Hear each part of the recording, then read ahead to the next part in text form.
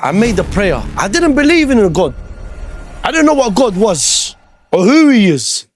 But I made a prayer, said, if you really exist, then give me a new life, give me a purpose. And sometime after that, it ended up catching a case and now doing life in jail.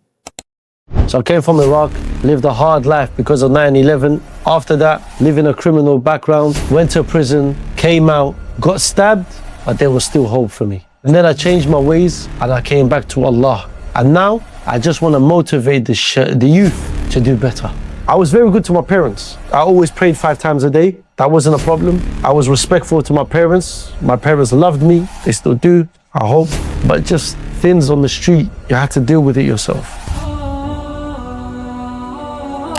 A lot of people know Akhi Ayman today as a passionate Muslim speaker who motivates thousands of young Muslims around the world. But very few people know what his life looked like before that.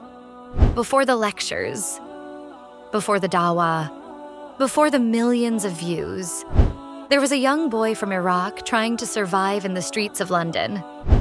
After the events of 9/11, life became extremely difficult for many Muslim families living in the West. For Ayman, things changed quickly. He was bullied because of his background, attacked because he was different. And growing up in some of the toughest areas of London, violence became a normal part of everyday life. By the age of 14 and 15, his life was heading down a dangerous path. Every day felt like a battle. Not because he wanted fame, not because he wanted to be a gangster, but because he felt he had to defend himself.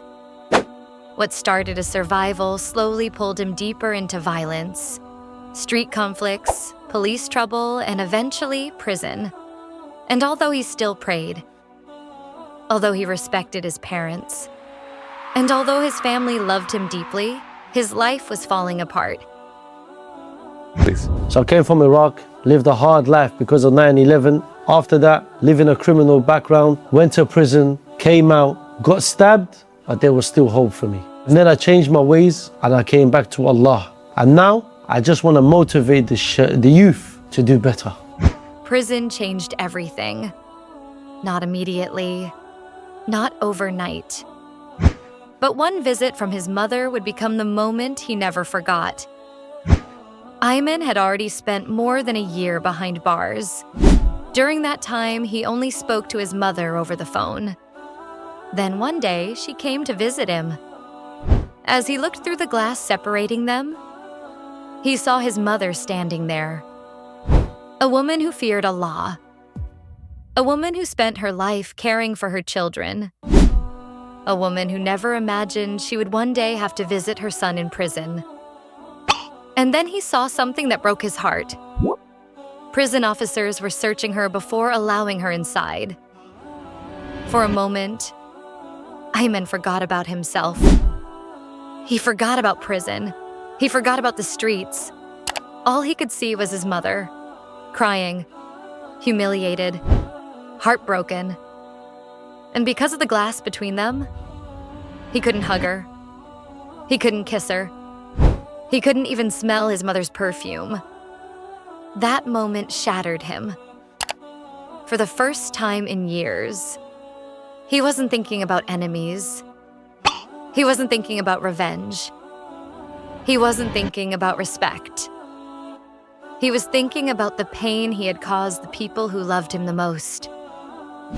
That visit from his mother changed something inside him. To change. I remember when I was in prison for around 2 years, over 2 years, around that period, I remember seeing my mother come to the prison. So this was like a year into prison. So I haven't seen my mum yet. I just speak to her on the phone. So my mother come to prison and I remember seeing her in a hijab, abaya, like a woman of worship, a woman that fears Allah. I remember seeing her, she's like this, and she's getting searched, like they're searching her. And in that moment when I saw my mother and when she came to see me, I couldn't hug her, I couldn't kiss her, I couldn't because there was a glass window and I couldn't even smell my mother. And I remember seeing my mother cry.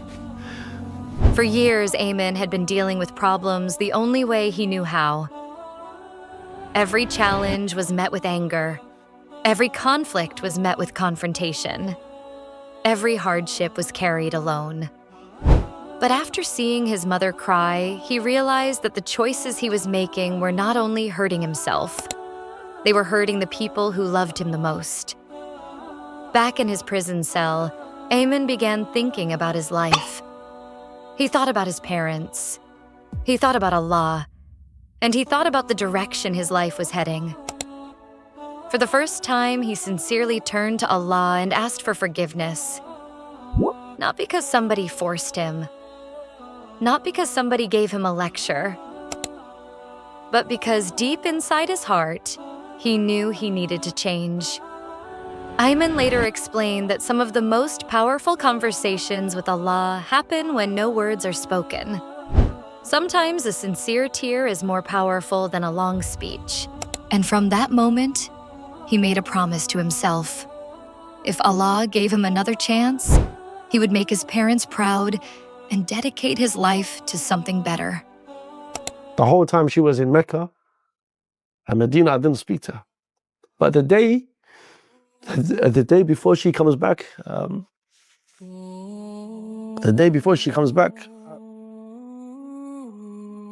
she sends me a voice note. السلام عليكم ورحمة الله وبركاته أيمن باشي صحة كل محمد أيمن كل مدجاجات وقيا سندك يا بالخو. She said, Ayman, I'm coming back soon. Give me the measurements for this so I can bring it back with me. That's the last thing she said to me. Ya Rab, alhamdulillah. 8 months, 9 months after her death, I remember she came to my dream and, have you forgotten about me, Ayman? And I'm getting closer, but every time I'm getting closer, she's getting far, far, far. And I can't see her face. Her face is just light. I can't see her face. But I'm trying to run towards her, she's just moving back, like she's going. You know what it reminded me of? That I forget to make dua for her sometimes. That's why she came to me in my dream, Ayman, have you forgotten about me? Eventually, Ayman was released from prison. When he returned home, his parents welcomed him with love and open arms. For many people, prison becomes the beginning of a worse life. But for Ayman, it became the beginning of a new one. He became more serious about his faith, more serious about prayer, more serious about pleasing Allah. And instead of allowing his past to define him, he focused on becoming the person Allah wanted him to be. As the years passed, he dedicated himself to learning Islam and helping young Muslims avoid the same mistakes he had made. Today, thousands of people know Akhi Ayman because of his reminders, his lectures, and his sincere advice.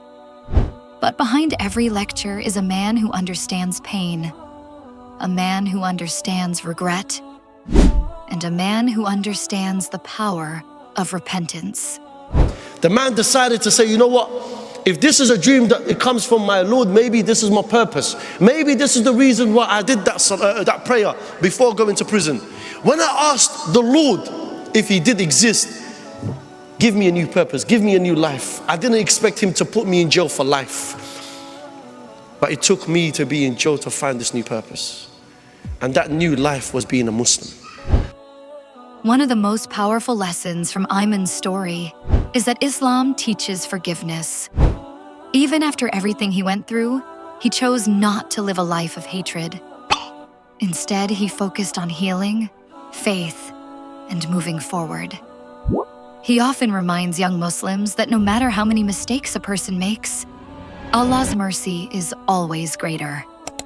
No matter how far somebody has gone, the door of repentance is never closed. And perhaps that is why so many people connect with his story. Because it is not a story about prison. It is not a story about violence. It is a story about hope. A story about a son who wanted to make his parents proud. A story about a servant who returned to Allah. And a story that reminds us all that guidance can completely change a person's life.